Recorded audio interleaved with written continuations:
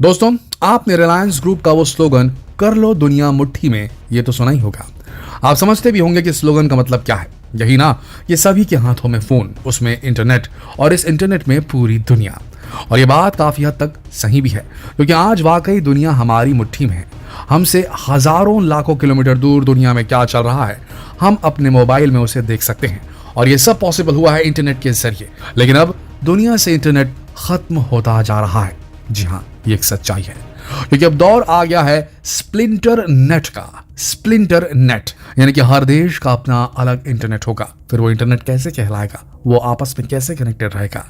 धीरे धीरे ये दुनिया भर में इस तरह हावी होता जा रहा है कि आने वाले वक्त में इंटरनेट, शायद ये शब्द, ये टर्म ही खत्म हो जाए। अब अगर कोई देश अपना अलग इंटरनेट इस्तेमाल कर रहा है तो इसका इंटरनेट खत्म हो जाने से क्या वास्ता, आप सोचेंगे।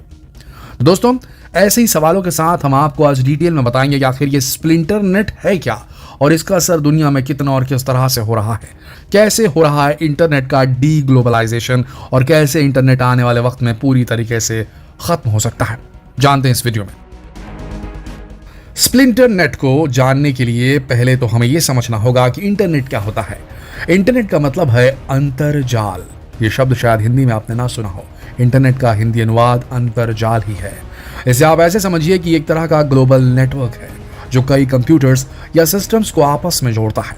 इसे आप कई कंप्यूटर्स का जाल भी कह सकते हैं, जो राउटर और सर्वर के जरिए एक दूसरे से जुड़े होते हैं। और यह विश्व का सबसे बड़ा नेटवर्क है इंटरनेट। अब इंटरनेट से तो पूरी दुनिया एक दूसरे से जुड़ी है, लेकिन इस स्प्लिंटर नेट, जैसा कि नाम से मालूम पड़ता है, इंटरनेट का स्प्लिट हो जाना है, डिवाइड हो जाना है। यानी इंटरनेट तो है, लेकिन अलग अलग टुकड़ों में।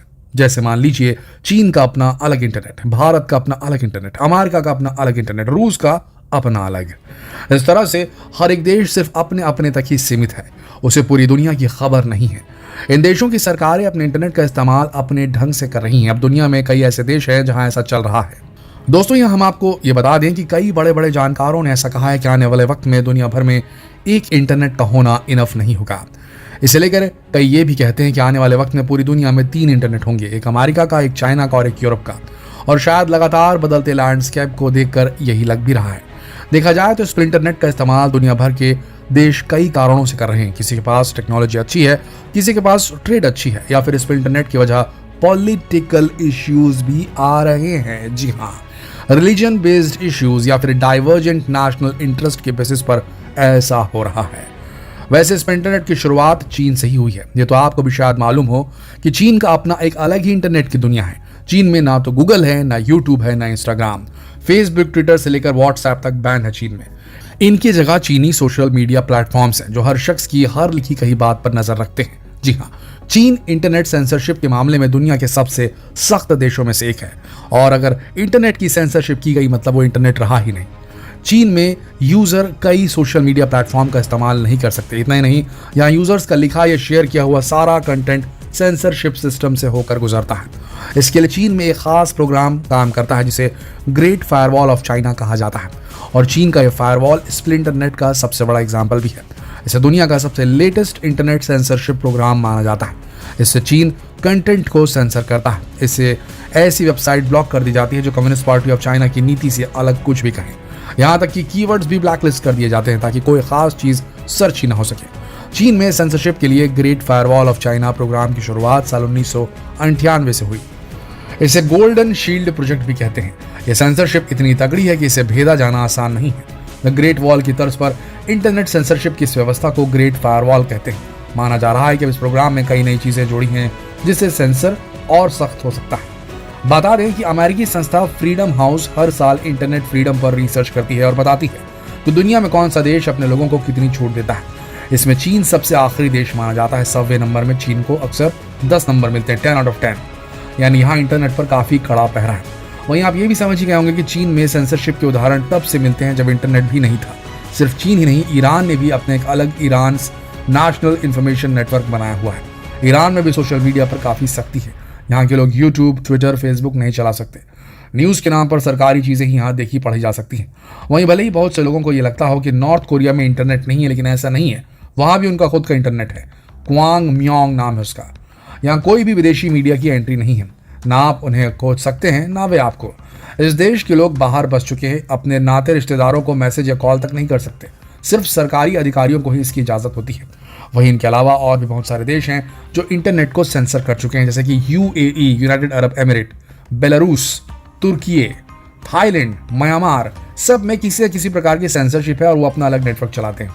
हम ये कह सकते हैं कि ये देश भी स्प्लिंटर नेट कर रहे हैं, क्योंकि ये इंटरनेट ट्रैफिक को रोक रहे हैं। यानी कि अपने देश का अलग इंटरनेट बनाना ही सिर्फ स्प्लिंटर नेट में नहीं आता, बल्कि इंटरनेट पर सेंसर लगाना भी इसी का एक पार्ट है। अब आपके मन में ये सवाल आना बिल्कुल लाजमी है, क्या भारत में भी स्प्लिंटर नेट एक्टिव हो गया है? क्या भारत भी इसका हिस्सा है? दरअसल इंडिया के कॉन्टेक्स्ट में ये कहना थोड़ा अनक्लियर होगा। भारत में फिलहाल डेटा गवर्नेंस फ्रेमवर्क और साइबर सिक्योरिटी को देखते हुए इस बात पर चर्चा चल तो रही है ताकि फांग कंपनियों के खिलाफ इसका इस्तेमाल किया जा सके। फांग का मतलब फेसबुक, अमेजॉन, एप्पल, नेटफ्लिक्स और गूगल होता है। अब ये सारी अमेरिकी कंपनियों का दुनिया भर में दबदबा है। आपको याद ही होगा कैसे हाल ही में ट्विटर ने एक इंडियन लीडर को उसके अकाउंट सस्पेंड करने की धमकी दी थी। तो बस इन्हीं कुछ वजहों से भारत में भी डेटा लोकलाइजेशन नॉर्म लेकर आने वाले हैं और नियमों में कुछ बदलाव होने वाले हैं। यानी साफ शब्दों में कहें तो भारत अभी स्प्लिंटर नेट का हिस्सा तो नहीं है, लेकिन हाँ, उस ओर बढ़ने के लिए कदम बढ़ाने की कोशिश में है। भारत में आपको बता दें, एक रिपोर्ट के अनुसार पिछले 2 सालों से सबसे ज़्यादा इंटरनेट को बंद किया गया है अलग अलग जगहों में, कहीं दंगों की वजह से, कहीं और कोई सामाजिक प्रॉब्लम्स की वजह से। खासकर जब कश्मीर वाला मुद्दा हुआ, कश्मीर से जब वो जो बिल को हटा दिया गया, उस आर्टिकल को हटा दिया गया, तो वहाँ काफ़ी दिनों तक बंद करके रखा गया था इंटरनेट को। और ऐसे बहुत से इंसिडेंट्स थ्रू आउट इंडिया कई बार हो चुके हैं, जिसकी वजह से भारत में भी एक सेंसरशिप का हल्का सा टिंट लग चुका है भारत के इंटरनेट पर। आगे बढ़ते हैं। वहीं रूस का जिक्र भी किया जाना जरूरी है, क्योंकि चीन, ईरान, नॉर्थ कोरिया की बात तो पुरानी होगी। फिलहाल ये सवाल निकल कर आ रहा है कि is Russia moving towards splinter net, क्योंकि अब देखा यह जा रहा है कि रशिया में फेसबुक, इंस्टाग्राम जैसे पेजेस ओपन नहीं हो रहे हैं। लेकिन आपको बता दें कि रूस ने इसकी शुरुआत साल 2019 में ही कर दी थी और रूस ने अपना एक रशियन सोवरेन इंटरनेट बनाने के लिए एक लॉ पास किया था।